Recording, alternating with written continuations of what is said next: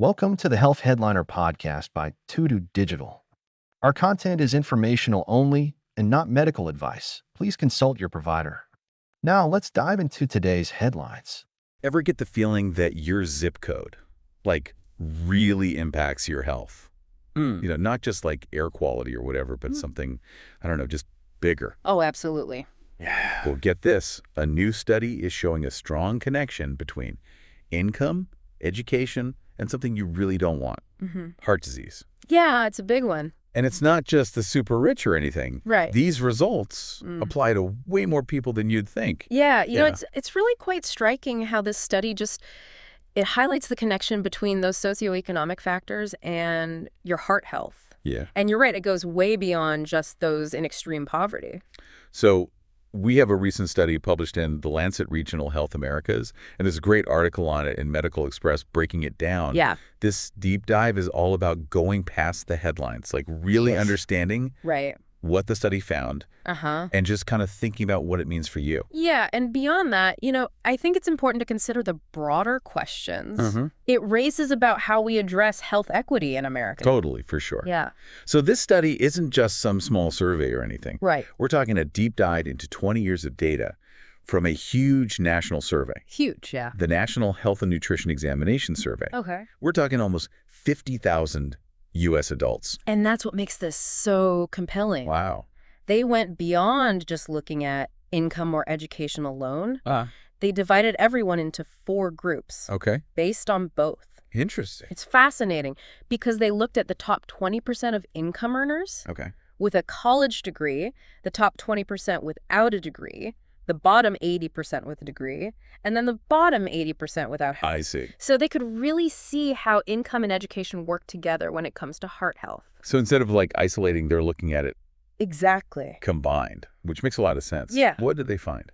Well, the study looked at the prevalence of heart disease in these groups. Now, they weren't looking at every single kind of heart disease, but they focused on 4 big ones that impact millions of Americans. Yeah. Congestive heart failure, angina, heart attack, and stroke. Makes sense. And the findings were, to put it mildly, significant. Right. The group with the lowest occurrence of all 4 types of heart conditions was, you guessed it, the top 20% earners with a college degree. Okay. Not surprising. Yeah. But I bet the other end of the spectrum is where it gets Oh, absolutely. really interesting. Absolutely. The group with the highest prevalence of all 4 conditions was the bottom 80% of earners without a college degree.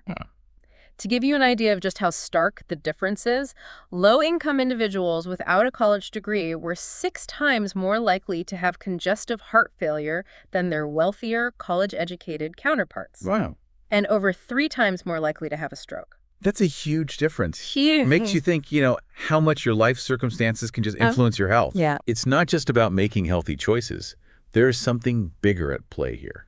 And what's even more telling is that these disparities held true even after they adjusted for things like body mass index, blood pressure, and cholesterol levels. So it's not just about individual lifestyle choices. It's more than that. Yeah. There's something else going on. So why are these disparities so persistent? It seems like Well, income and education are such powerful predictors of heart health.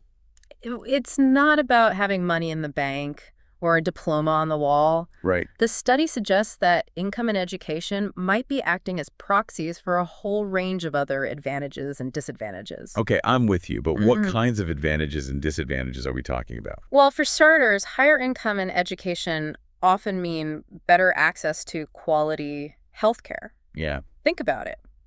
If you can afford preventative care, see specialists when needed. Right. And get the best treatments, your health outcomes are going to be better. Right. But on the other hand, if you're struggling to just make ends meet, healthcare might be the last thing on your mind or simply not affordable. Makes sense. When you're worried about putting food on the table. Right. Taking care of your health. Exactly. And it's not just about having insurance or being able to see a doctor. Yeah. People with higher incomes and education, they often live in healthier environments. Oh, okay. They might have access to safe parks and recreational facilities, fresh, unaffordable food options, and neighborhoods with lower levels of pollution and crime. So it's cumulative, your environment, your access to care, like all these things It all builds up. are influenced by your income and education level. It really does. And then can have this major impact on your heart health over time. Exactly. And then there's the very real issue of chronic stress. Oh, yeah. Economic insecurity can lead to persistent stress, which has been linked to so many health problems, Oh, yeah, of course. including heart disease. Right, right. When you're constantly worried about bills, jobs, food, Right. it really takes a toll. Yeah, it's almost like your body's in a constant state of fight or flight, Exactly. which we know can lead to inflammation Right. and high blood pressure, Mm-hmm. all those risk factors. And then there's education. Yeah. Higher levels of education could actually play a direct role by increasing what we call health literacy. Right. You know, someone who is more educated about health, they're more likely to understand health risks, Oh, interesting. make good choices, Mhm. and navigate the healthcare system effectively. So if you're more educated about health, you're more likely to adopt healthy habits, Right. manage existing conditions, Mhm. and advocate for yourself, which is huge. It's empowering. Totally. And what I find so fascinating is that it goes way beyond just access to healthcare.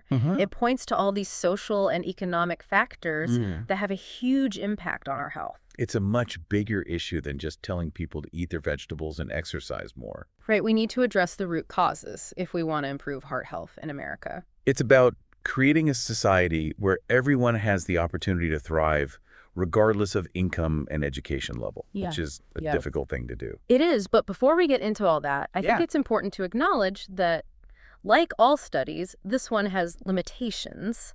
Of course. You know, we don't want to overstate the findings or imply that this is the final word Right. on the topic. What are some of the limitations we should keep in mind? Well, one of the key limitations is that it relied on self-reported data. Oh, So participants reported their income, education levels, and whether or not they had been diagnosed with a heart condition. yeah. And while this survey is considered very reliable, Yeah. we have to remember that self-reporting can be subject to bias. Right. People might not always remember things accurately, Mhm. or they might not want to, disclose certain information for various reasons. I see. So it could skew the results, even if it's unintentional. Right. What are the limitations? Well, there's also the possibility of something called survival bias. Oh, okay. This means the study only included people who were alive to participate. I see. Those who had already died from heart disease weren't included, Okay. which means the disparities could be even greater than the study suggests. Right. That's an important point to consider. It is. It underscores how important it is to understand the full scope of the issue. Absolutely. And we also need to acknowledge Yeah. that the study used broad categories of race and ethnicity. Okay. These categories, while useful, Yeah. don't fully capture the incredible diversity of the Yes. U.S. population. Right. So while the findings are significant, Yeah. they might not fully represent the experiences of certain subgroups, That makes sense. which is something to keep in mind. So we need to be mindful of the limitations of any study and interpret the findings cautiously. But even with those limitations, this study offers valuable insights into the complex relationship between income, education, and heart health in America. It does. And, it's Yeah. really a call to action. Yeah. We need to move beyond just acknowledging these disparities Right. and start exploring solutions. So what does all of this mean for our listener today? I think the biggest takeaway Yeah. is that our health is just so deeply intertwined with our social and economic circumstances.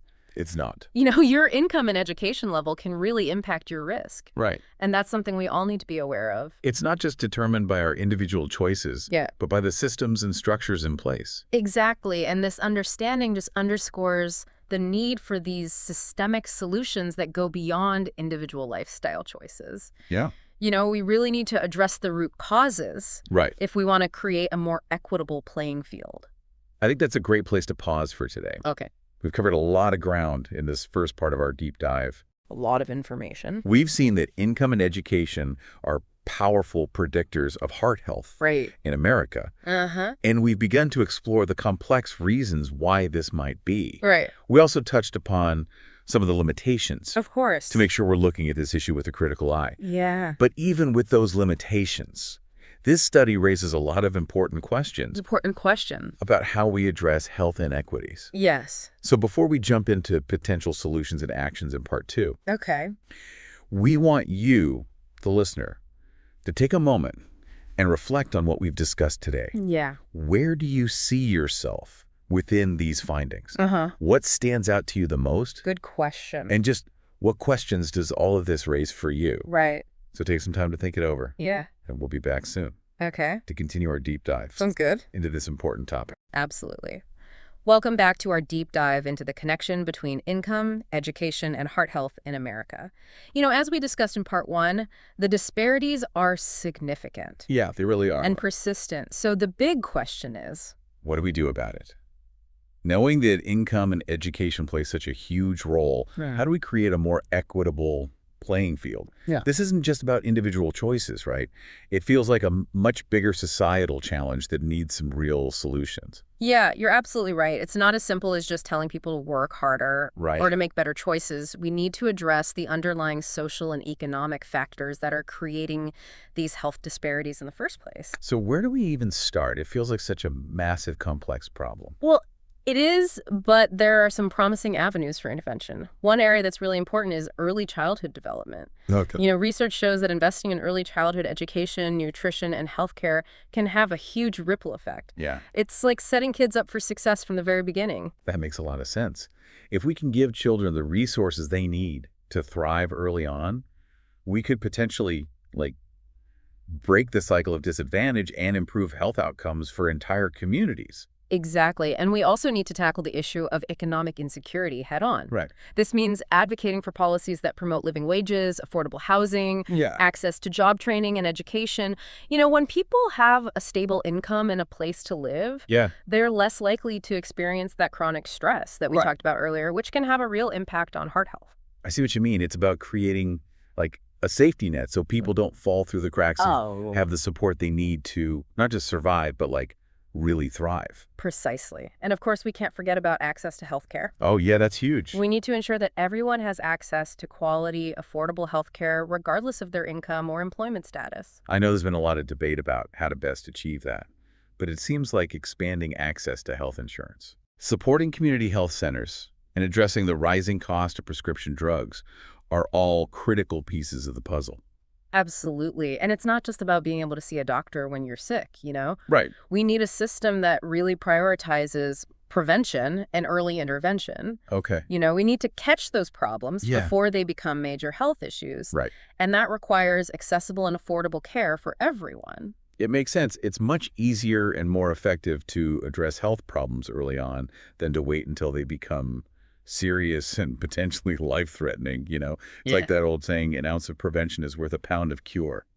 Exactly. And while we're on the topic of health, Yeah. it's critical that we don't just focus on physical health, but also address the mental health needs Oh, right. of people in low-income communities. Of course. We know that chronic stress, anxiety, depression can all contribute to heart disease. It's all connected. It's true. We can't separate mental health from physical health. They're two sides of the same coin. So making sure people have access to mental health services and support is absolutely essential.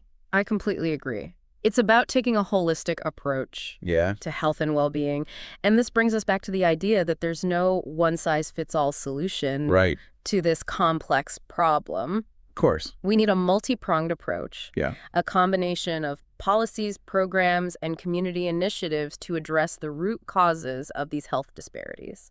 So it's not just about healthcare, but education, job opportunities, safe housing, and creating a society that truly supports the well-being of all its citizens, which I think is something we can all agree on. Absolutely. It's about investing in people and communities Yeah. and creating a more equitable and just society where everyone has the opportunity to thrive. That's a powerful vision, but I know a lot of listeners are probably thinking, okay, that all sounds great, but what can I do as an individual? These huge societal changes just feel so out of my control. That's a great question. And it's important to remember that while systemic change is absolutely essential, Right. there are things that individuals can do to really take charge of their heart health. Okay, that's encouraging. So what are some things people can focus on? Well, one of the most important things is to focus on what's in your control. You might not be able to change your income or education level overnight, Right. but you can adopt healthy habits that can have a big impact. Okay. So we're talking about eating a balanced diet, getting regular exercise, making sure you're getting enough sleep. Yeah. These might sound simple, Right. but they can really make a difference. Those are all great points, and they're things that anyone can do regardless of income or education level. It's about taking small steps that can add up to big changes over time. Exactly. And don't underestimate the power of social connections. Oh, yeah, I love that. Having strong social support networks has been shown to have a positive impact on both physical and mental health. Yeah. So make time to nurture your relationships, engage in your community, and seek out that support when you need it. I love that. It's about building a community of support around yourself and recognizing that we're not meant to go through this alone. Right. We're social creatures, and we thrive when we feel connected. Totally. And if you're struggling with financial stress, don't be afraid to seek help. Right. You know, there are a lot of resources available, from financial counseling to debt management programs to government assistance programs. These can really help you reduce the financial strain that can impact your health. It's so important to remember that you're not alone, and there's no shame in asking for help. There are people and organizations that genuinely want to help you succeed. Absolutely. And finally, remember that knowledge is power. Educate yourself about heart health. Oh, yeah. Learn about the risk factors, understand the signs and symptoms, and stay informed about ways to prevent and manage heart disease. That's great advice. The more you know, the better equipped you'll be to advocate for yourself. Right. And there are so many great resources available online. Yeah. At your local library. Absolutely. And through community health organizations. Right. Don't be afraid to ask questions, do your research, and be your own best advocate. You got it. Your health. By taking proactive steps, building that support network, and staying informed, you can really take control of your heart health even when faced with really difficult circumstances. I think it's so important to highlight that message of empowerment. Yeah. You know, while this study paints a kind of, bleak picture of the health disparities that exist, it's important to remember that we're not powerless. Right. We can make a difference both individually and collectively. Absolutely. That's what I find so hopeful about this research. Yeah. You know, it's a call to action, but it's also a reminder that we can choose to be a part of the solution. I love that. We can advocate for change, support each other, and make healthy choices in our own lives. This deep dive has really been quite a journey. It has. We've explored some complex and challenging issues, but we've also uncovered some really valuable insights and potential solutions, both big and small. Yeah, it's been an eye-opening experience for sure. Totally. But I do believe that by having these tough conversations, by shining a light on these disparities, we can start to create a more equitable and healthy future for all Americans. I couldn't agree more. So before we wrap things up in part 3, we'd love for you, the listener, to consider this. We've talked about policies, programs, individual actions.